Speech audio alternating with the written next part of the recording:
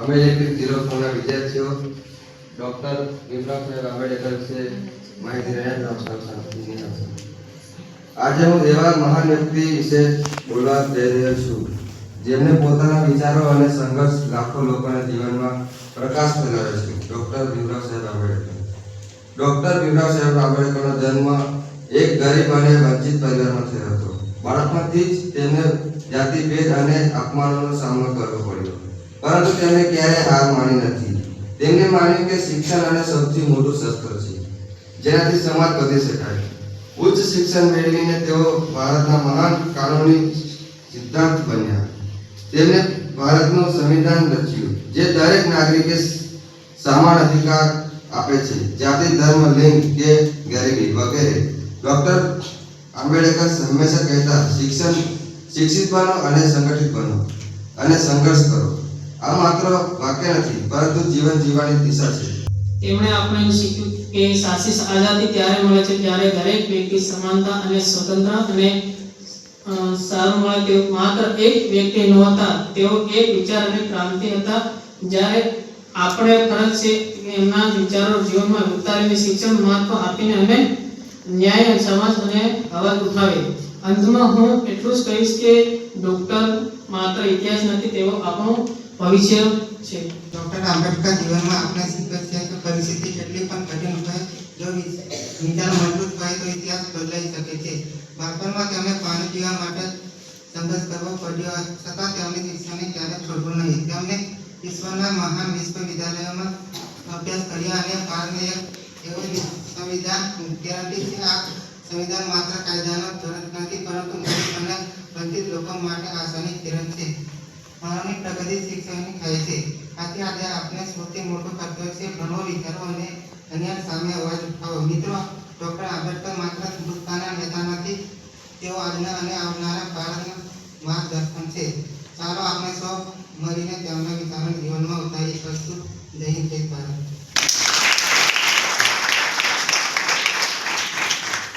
જય શ્રી કૃષ્ણ। આજનો ટોપિક છે ડોક્ટર ભીમરાવ આંબેડકર સાહેબ। ગઈકાલે તમે જોયું હશે, ગઈકાલે કઈ દિવસ હતો તમને ખબર છે બધાને? ઓકે, ગઈકાલે આપણે 26મી જાન્યુઆરી હતી, ઓકે, ગણતંત્ર દિવસ। તો ગણતંત્ર દિવસના દિવસે બંધારણનો અમલ થયો હતો, યાદ છે બધાને? બંધારણ કોને બનાવ્યું હતું યાદ છે? કેમ બનાવ્યું હતું? ઓકે, ડોક્ટર બાબા સાહેબ આંબેડકર ભીમરાવે બંધારણ રચના કરી હતી, એમાં એ સભ્ય હતા, ચેરમેન હતા। ઓકે, બંધારણ બનાવવા માટે 2 વર્ષ અને 11 મહિના ટાઈમિંગ લાગ્યો હતો અને 26મી જાન્યુઆરી 1950 ના દિવસે બંધારણ અમલમાં આવ્યું હતું। તો બંધારણ એટલે કે આપણા ભારત દેશના બધા હકો બધાને સમાન મળે છે। ઓકે, તો કેમ બનાવ્યું કે એકતા અને મજબૂતી માટે। જ્યારે ભારત દેશ આઝાદ થયો 15મી ઓગસ્ટ 1947 ના દિવસે આઝાદ થયો, ત્યારે ખબર હતી કે દેશ ગુલામીમાં જવાનો છે। ભલે આઝાદ થયો પણ ગુલામીમાં જવાનો છે, તો એના માટે બંધારણની રચના કરી, બરાબર? બંધારણની રચના કરી અને બંધારણનો અમલમાં આવ્યો। તેઓ મહાર જાતિમાં જન્મ લીધો હતો, એટલે તેમને અલગ બેસાડવામાં આવતા હતા। જ્યારે એ શાળામાં ભણવા જતા હતા ત્યારે તેમને અલગ બેસાડવામાં આવતા હતા અને પાણી પીવામાં દેવામાં પણ આવતા નહોતા। ત્યારે એ વિચાર કર્યો કે હું પણ એક સારો નાગરિક બનીશ અને તેઓ તે વખતે સૌથી જે નેતાઓ હતા એમાંના ભણેલા એક સૌથી મોટા નેતા હતા। શિક્ષણનું મહત્વ બંધારણમાં કહેવામાં આવ્યું છે કે શિક્ષણનું મહત્વ ખાસ હોવું જોઈએ, બરાબર? તો શિક્ષણનું મહત્વ હોવું જોઈએ। સ્ત્રીઓને ન્યાય આપો, સ્ત્રીઓને પણ ન્યાય આપવો જોઈએ। આપણે તમને જોયું છે કે તે વખતે તો એ ટાઈમિંગ 2 વર્ષ અને 11 મહિના ખાલી બંધારણ બનાવવા માટે લાગ્યો હતો। આપણે ખાલી 6 મહિનાનો કોર્સ છે, તો એ બધા થાકી જાય કે મારાથી નહીં થાય, બરાબર? તો એવું હોવું જોઈએ નહીં। અસ્તુ।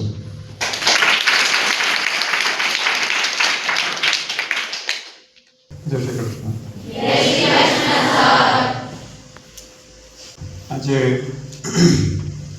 આપણે ડૉક્ટર બાબા સાહેબ આંબેડકર એમના વિશે આપણે સાંભળ્યું. બધાના નામ બધાને ખબર જ હશે.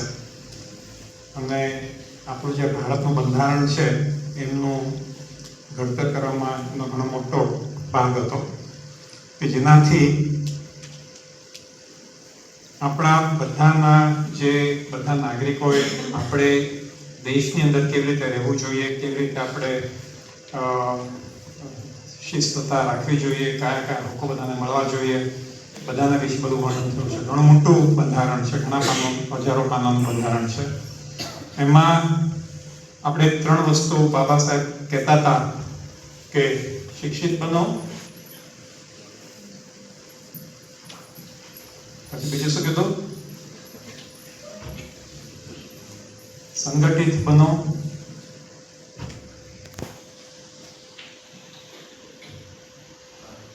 અને સંઘર્ષ કરો.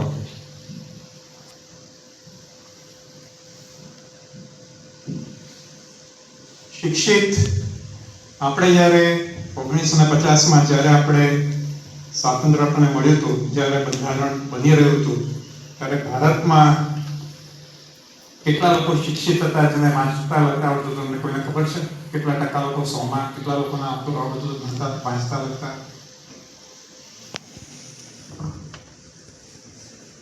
12%.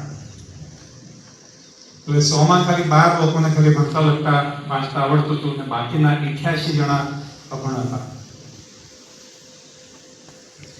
આજે 70 વર્ષ 80 વર્ષ પછી આ વધીને આપણે ક્યાં સુધી પહોંચ્યા છે? લગભગ 85% સુધી પહોંચ્યા છે. એટલે જે જૂના આપણા જે બાપ દાદાઓ બધા હતા, જે જીવે છે બધા, એમને અભણ છે. ગામડામાં થોડાક હજી એવા હોય છે. એટલે આ શિક્ષિત બનવાનું મહત્વ શું છે? શિક્ષિત કેમ બનવું જોઈએ?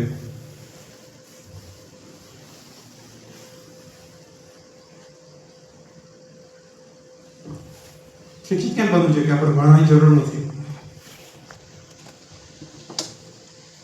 ચલો કારણ કહો. સહેલું જ છે. આપણે જે આપણું જે જીવન નિર્વાહ કરવાનો છે એની અંદર તમને જે કંઈ તમારે રોટલો જોઈએ, પોટલો જોઈએ, ખાટલો જોઈએ, એની માટે હવે કોમ્પિટિશન, એટલા બધા કોમ્પિટિશન થઈ ગયા છે. તમે જો તમે ભણતર તમારું થયું હશે તો તમને નોકરી મળી શકશે.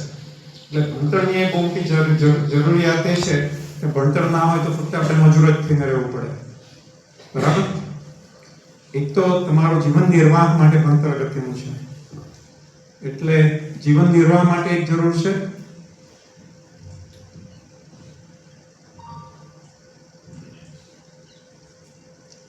એ જે તમને બધાને અહીંયા તમને અત્યારે વોકેશનલ ટ્રેનિંગ બધાને મળવાનું છે, મળી રહ્યું છે, જ્યાંથી તમારો જીવન નિર્વાહ થવાનો છે. બીજું અગત્યનું શું છે? આપણે જો ભણેલા ના હોય અને પહેલા ઘણું બધું બનતું હતું કે આપણને આ જે બધા છેતરી જાય. જે ભણેલા ગણેલા લોકો હોય પોતાની જાતે બહુ મોટા સમજે અને આપણે છેતરી જાય, આપણી પાસે પડાવી લે. તો આપણી પાસે જે હકથી આપણે મેળવેલું છે એને આપણે સાચવવાની જવાબદારી આપણી છે. અને દુનિયાની અંદર ધુતારા ઘણા બધા છે. ધૂતી જવા માટે, આપણને ઉલ્લુ બનાવી જવા માટે, આપણું પડાવી લેવા માટે ઘણા બધા લોકો છે. એ ક્યારે સાચવી શકશો? જો તમે ભણેલા ગણેલા તમને ખબર પડે કે મારે શું સાચવવાનું છે, કેવી રીતે સાચવવાનું છે, એ તો સમજો તો તમે કરી શકશો ને. આ ઘણું અગત્યનું છે કે આ જ્યારે ઇન્ડિપેન્ડન્સ પહેલા આપણને જ્યારે સ્વાતંત્ર્ય મળ્યું એના પહેલા ઘણા બધા જમીનદારો બધા હતા. ગામડે બધા મોટા જમીનદારો હતા. બધા મોટી જમીનો લઈને બેઠા હતા. અને બીજા બધા આપણા જેવા, તમારા જેવા બધા હતા. એ બધા ખેડૂતો ત્યાં મજૂરી કરતા હતા. આખી જિંદગી સુધી ગુલામી કરે ને એમને કમ્પલસરી એમની પાસેથી ઉધારના પૈસા જોઈએ એટલે એમને આપે ને પછી એમના વ્યાજમાં જ આખી એમનું જીવન પૂરું થઈ જાય. એ બનતું હતું. હવે બધા પાસે નાની મોટી જમીન આવી ગઈ છે. ને જમીનમાં ખેતી થઈ રહી છે, પોતાનો જીવન નિર્વાહ થઈ રહ્યો છે, ઘણું સારું થયું છે. પણ છતાં પણ હવે આપણે જે બેન્કિંગ સિસ્ટમમાં જઈએ છીએ, ફાઇનાન્શિયલ લિટરસી તમને સબ્જેક્ટ બધાને ભણવામાં આવવાનો છે, થોડાક છોકરાઓ ભણી રહ્યા છો. એની અંદર તમારે મુખ્ય સમજવાનું છે કે તમે જે મેળવી હોય તમારા હકથી એને તમે સાચો કેવી રીતે. હવે જે ધુતારાઓ પહેલા જે શાહુકારો બધા હતા, જમીનદારો બધા હતા, એ બધા ધુતારાઓ ધૂતી જતા હતા. હવે બધા ધુતારાઓ બધા ઇન્ટરનેટમાં થઈ ગયા છે. તમારે અત્યારે બધું બેન્કિંગ જે ઓનલાઈન થયું છે એ તમારા બધા પૈસા ત્યાંથી બધા ગુમ કરી કાઢે, ગાયબ કરી કાઢે, એ તમારે સાચવવાની જવાબદારી તમારી છે. એટલે એ તમે ભણેલા ગણેલા હશો ને તમને આ ભણવા ગણવાની સાથે સાથે એ ફાઇનાન્શિયલ લિટરસી અમે તમને કેમ શીખવાડીએ છીએ. હા, આપણે ટોપિક પણ આપણે લાવીએ છીએ વારે ઘડીએ કે અત્યારે જે ઓનલાઈન બધા જે સ્કેમ થતા હોય છે એમાંથી આપણે કેવી રીતે બચતા રહેવું. એટલે આની અંદર આપણા સ્ટાફમાંથી પણ પૈસા બધા ગયા છે. બરાબર, આપણે ખબર ના પડે અને આપણા પૈસા આપણા બેંકમાંથી ગુમ થઈ જાય.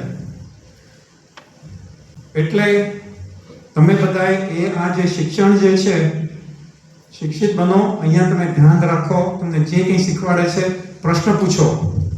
ફાઇનાન્શિયલ લિટરસી, ઇંગ્લિશમાં કમ્યુનિકેશન સ્કિલ્સ, જે બધા ટોપિક છે તમારા માટે ઘણા અગત્યના છે. એ બધા ટોપિકમાં તમે ધ્યાન રાખીને શીખો. કારણ કે અત્યારે તમે 18-20 વર્ષ થયા છે, 22 વર્ષ થયા છે, પણ આના પછી બાકીના 60-70-80 વર્ષ જીવવાનું છે. અને એ જીવનમાં તમે કેવી રીતે તમે રહો,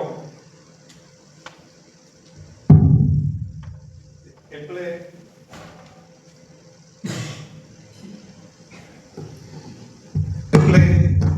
આજે શિક્ષિત બનવાનું શિક્ષણ અહીંયા તમને ફક્ત તમને જે સ્કિલ્સ આપે છે એના સિવાય જે બધું શીખવાનું છે એમાં તમે ધ્યાન રાખો. સવારના જે બધી મિટિંગો થાય છે એ ઘણું બધું અગત્યનું છે. આના પછી તમને જે આપણે એમ્પ્લોયબિલિટી સ્કિલ્સ કહીએ છીએ એના ઘણા બધા ટોપિકો ઘણા ઇમ્પોર્ટન્ટ છે. તમે સમજો, અમારા શિક્ષકો બધા તમને એની માટે શીખવાડે છે. કોઈ એમને ગવર્મેન્ટ કહેતી નથી કે તમને આ બધું શીખવાડવાની જરૂર છે. કોઈ ગવર્મેન્ટ એવું કહેતી નથી કે તમને ગણિત શીખવાડવાની જરૂર છે. પણ અમે શીખવાડીએ છીએ કારણ કે અમને ખબર છે કે ગામડાના છોકરાઓમાં કાચા છે ને આટલું ગણિત આપણે થોડુંક આવડવું જોઈએ. એટલે અમારા ટીચર મહેનત કરીને તમને શીખવાડે છે, પણ શીખવાની જવાબદારી તમારી છે.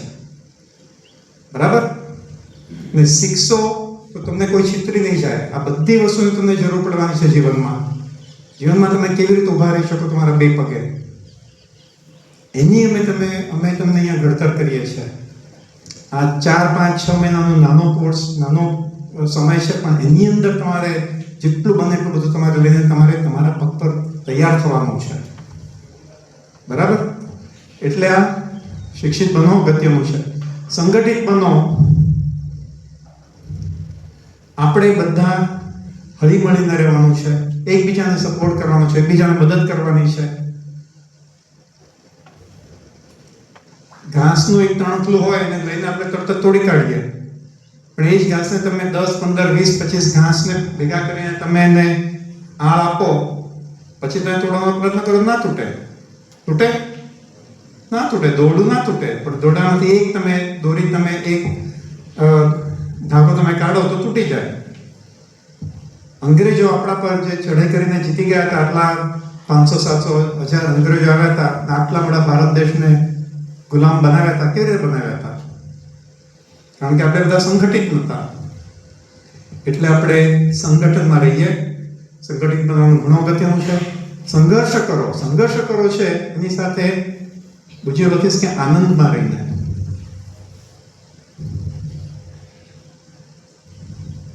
આપણે મહેનત કરવાની છે, પણ આપણે જે મહેનત કરીએ આપણા પોતાના માટે કરીને સ્વાભિમાનથી કરીએ, એમાં આપણે આનંદ લઈએ. ને મહેનત કરવાથી કોઈ ઘસે નથી જવાના. તમે મહેનત કરવા માટે, નોકરી લેવા માટે તમે બધા અહીંયા આવ્યા છો, ને એ રીતે તમે આગળ વધો, સંઘર્ષ કરતા રહો ને મહેનત કરતા રહો, આનંદથી મહેનત કરતા રહો. કે આટલું બધું મારા માથે કરે છે, આટલું બધું મારે કામ કરવું પડે છે, એવો વિચાર ના કરો. પણ આનાથી કેટલું બધું દુનિયાને લાભ થઈ રહ્યો છે, મને લાભ થઈ રહ્યો છે, મારા ફેમિલીને લાભ થઈ રહ્યો છે. એટલે મહેનત કરતા રહો. તમારા પછી તમારા આગળના બધા છોકરાઓ ઘણી મહેનત કરે છે અને ઘણા બધા આગળ વધી રહ્યા છે. અમારા ઘણા બધા છોકરાઓ 8 કલાકની જગ્યાએ 10 કલાક 12 કલાકની કન્ટિન્યુઅસ નોકરી કરીને 20-22 હજારનો પગાર કમાય છે. પોસિબલ છે. અને તમે સંઘર્ષ કરશો તો તમારા આજુબાજુવાળા તમારા સુપરવાઇઝર તમને જોશે ને તમને પ્રમોશન આપશે. ને એવી રીતે આપણા ઘણા બધા સ્ટુડન્ટ્સ આગળ પણ વધી ગયા છે, મેનેજર થઈ ગયા છે. તમે ફેક્ટરીમાં જાઓ, તમને જોઈને, તમારી મહેનત જોઈને તમને તમારા ત્યાંના કંપનીવાળા તમને ત્યાં આગળ તમને સારા પ્રમોશન આપશે, તમને શિફ્ટ સુપરવાઇઝર બનાવશે, તમને મેનેજર બનાવશે. બધી પોસિબિલિટી છે. એટલે આ ત્રણેય વસ્તુ ઘણી અગત્યની છે. આજે છોકરાઓ સરસ ટોપિક લાવ્યા હતા, આપણે એમને તાળીઓ આપીએ.